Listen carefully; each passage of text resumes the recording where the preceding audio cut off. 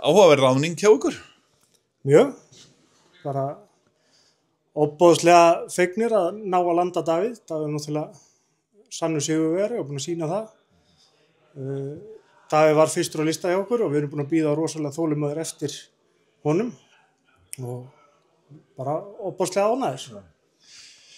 Ég verð að spyrja þér náttúrulega svona tímabilið og þú varst ekki ánægður hérna í lokin hvernig þetta fór. Ertu búin að jafna þig? Hvernig þetta fór? Ég er að koma tilbaka en við náttúrulega náðum ekki okkar markmiðum. Við ætluðum okkur meira. Við lögðum mikið í þetta og ætluðum okkur að fara lengra. Náðum því ekki.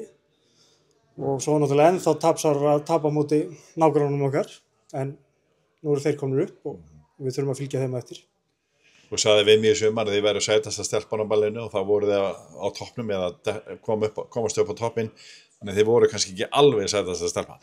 Við vorum bara ekki, við vorum alltaf sætasta stelpan en við vorum bara ekki nógu miklu töffara undir lokin. Við viljum núna vera félag sem leggur mikið metnað í þetta og allt árið, ekki bara yfir hásumari þegar heitast í veðri. Við þurfum að vera töffari líka þegar að byrja að rigna og kunna að vinna leiki þá. Og ég held að við séum konum með rétta mannin sem að kann að vinna leiki í lokin líka. Hvað með svona rekstur á svona deild? Það hefur verið rætt sameiningu félagana Keflavíkur og Njarðvíkur í fótboltanum og með þessi körfunni líka. En svona, nú ert þú í eldlínunni þar að láta þetta ganga upp hérna. Hvernig er það verkefni? Verkefnið sem slíkt mjög flókið en hérna eru náttúrulega á svæðinu núna eru 11 fótboltalið á Suðurnesjum og mér finnst rosalega skrítin umræða að þurfa að sameina 2 stærstu félögin og meðan að önnur get ekki sameinast en iðkendur í fótbolta eru náttúrulega rosalega margir.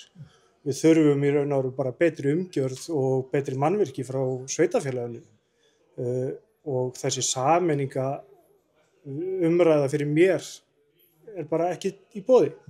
En svona bara hvernig, bursið frá henni, ítum því til hliðar, hvernig er að reka félag í næstefstu deild og voruðu bara rétt við það að komast upp í bestu deild?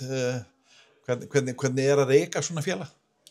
Það er mjög flókið en við höfum sem betur fer bara með okkar góða fólki. Við erum náttúrulega rosalega lánsöm á stjórnarfólk og bæði leikmannaráð og kvennaráð og annað. Fólk er bara ofboðslega tilbúið að ná í peninga og annað og við höfum sem betur fer rekið okkur með hagnaði öll okkar ár sem við höfum verið hérna og þessi stjórn er búin að vera núna lengi hérna og þetta gengur en þetta er ekki auðvelt, þetta eru margir tímar en við erum í raun og veru vinskapur sem er búin að myndast hérna og mun aldrei verða annað en að því góða sko.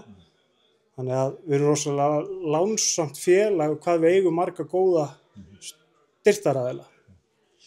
Þannig að ef við tökum aðeins árangurinn í sumar þá er náttúrulega ekki hægt að segja en þið voru að spila góðan fótbolta og voru í toppbaráttunni allt sumari. Kannski, ég spurði Davíð hvort að þetta væri pínu reynsluleysi kannski í liðinu að vera í þessari stöðu að nálgast, að geta komist upp í efstu deild. Heldur að það hafi svona eitthvað haft áhrif að kannski mannskapurinn er ekki vanur að vera í þessari stöðu? Jú, þetta er náttúrulega allt strákar sem eru vanir að vera undir hinn og þessu en stóru leikirnir skipta mestu máli og við töpuðum ekkert á einhverjum einum leik, við töpuðum á mörgu leikjum sem að við hefðum geta náð í úrslit en við spiluðum frábæran fótbolta og annað en það þurfa að fylgja úrslit með því.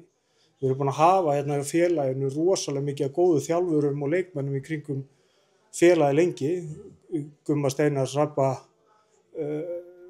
Bjarna, Bóa, fullt af mönnum og þeir hafa allir kennt okkur eitthvað og það er hver einasti þjálfari eða leikmaður sem kemur hingað, hann leggur sína hönd á plóg og hjálpar okkur að verða meiri töffarar og verða meiri sigurvegarar.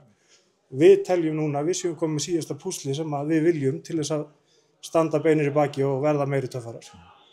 Og hópurinn mun náttúrulega læra náttúrulega þetta fyrir reynslu bankan þetta sumar. Já, klárlega. Við gleymum þessu aldrei og við erum að þessu til þess að læra og lifa. Og stefnan er bara upp í bestu deild? Stefnan er upp í bestu deild. Við ætlum okkur þar á næsta ári.